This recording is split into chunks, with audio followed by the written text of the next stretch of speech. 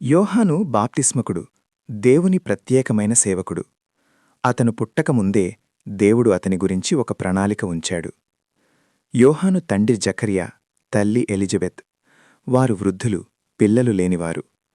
కాని ఒకరోజు దేవదూత వచ్చి, నీకొక కుమారుడు పుడతాడు, అతడు ప్రభువు మార్గాన్ని సిద్ధం చేస్తాడు అని చెప్పాడు. కాలం గడిచింది. యోహాను జన్మించాడు. యోహాను చిన్నప్పట్నుంచే దేవునికి అంకితమైన జీవితం గడిపాడు.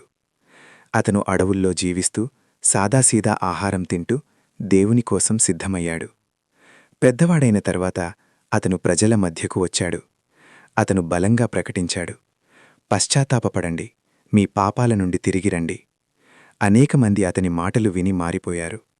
అతను వారికి యొర్దాను నదిలో బాప్తిస్మమిచ్చాడు. ఒకరోజు యేసుక్రీస్తు యోహాను దగ్గరకు వచ్చాడు. యోహాను ఆశ్చర్యపోయి అన్నాడు, నేనే నీ దగ్గర బాప్తిస్మం పొందాలి, నీవే నా దగ్గరికి వచ్చావా? కాని యేసు చెప్పాడు, ఇది ధర్మాన్ని నెరవేర్చడానికి అవసరం.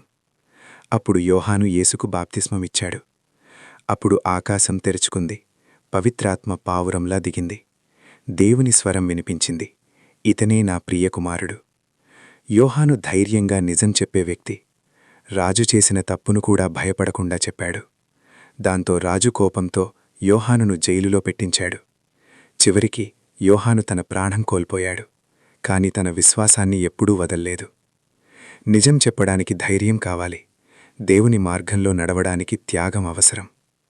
మీరు కూడా యోహానులాంటి ధైర్యవంతులా ఉంటారా?